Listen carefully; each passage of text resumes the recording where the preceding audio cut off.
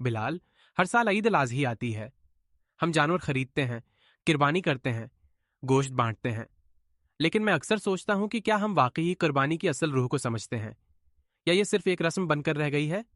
کیونکہ اگر غور کیا جائے تو قربانی صرف جانور ذبح کرنے کا نام نہیں، بلکہ یہ ایک بہت گہرا پیغام رکھتی ہے جو انسان کی زندگی کے ہر پہلو سے جڑا ہوا ہے۔ تمہاری بات میں وزن ہے احمد۔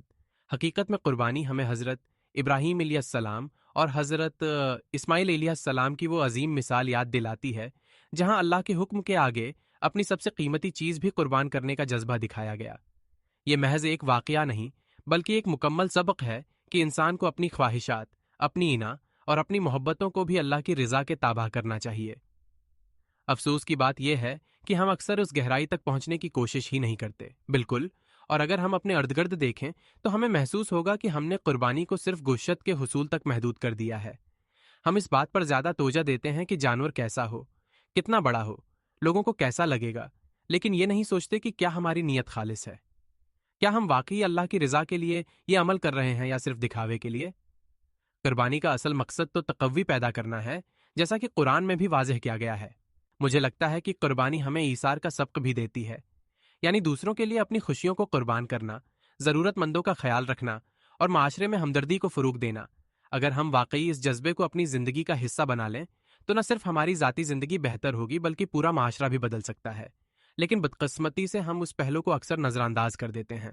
صحیح کہا تم نے، قربانی صرف ایک دن یا ایک موقع تک محدود نہیں ہونی چاہیے بلکہ یہ ایک مستقل سوچ بن جانی چاہیے۔ ہمیں ہر روز اپنی کسی نہ کسی خواہش کو قابو میں رکھنا، کسی کے لیے آسانی پیدا کرنا اور اپنے اندر عاجزی پیدا کرنا سیکھنا چاہیے۔ یہی اصل قربانی ہے جو اللہ کو پسند ہے۔ تو پھر کیا ہمیں یہ نہیں سوچنا چاہیے کہ اس بار قربانی کرتے وقت ہم اپنی زندگی میں بھی کچھ بدلنے کا عہد کریں؟ مثلاً ہم اپنے غصے کو قربان کریں، اپنی خود غرضی کو چھوڑیں اور دوسروں کے لیے آسانی پیدا کریں، کیونکہ اگر ہم صرف جانور ذبح کریں اور اپنی عادات نہ بدلیں تو شاید ہم قربانی کے اصل مقصد سے دور ہی رہیں گے۔ بالکل احمد، یہی اصل کامیابی ہے۔ اگر ہماری قربانی ہمیں ایک بہتر انسان بنا دے، ہمیں اللہ کے قریب کر دے اور ہمیں دوسروں کے لیے فائدہ مند بنا دے تو سمجھو ہم نے واقعی قربانی کا حق ادا کر دیا، ورنہ یہ صرف ایک رسم رہ جائے گی جس کا ہماری زندگی پر کوئی خاص اثر نہیں ہوگا۔ آج تم سے بات کر کے مجھے واقعی یہ احساس ہوا ہے کہ قربانی ایک عبادت ہونے کے ساتھ ساتھ ایک مکمل تربیت بھی ہے۔ یہ ہمیں سکھاتی ہے کہ ہم اپنی ترجیحات کو درست کریں، اللہ کی رضا کو سب سے اوپر رکھیں اور اپنی زندگی کو ایک مقصد کے تحت گزاریں، اور یہی وہ سوچ ہے جو ہمیں ایک سچا مسلمان بناتی ہے۔ قربانی ہمیں صرف ایک دن کے لیے نہیں بلکہ پوری زندگی کے لیے بدلنے کا پیغام دیتی ہے۔ اگر ہم اس پیغام کو سمجھ لیں تو ہماری دنیا اور آخرت دونوں سنوار سکتی ہیں۔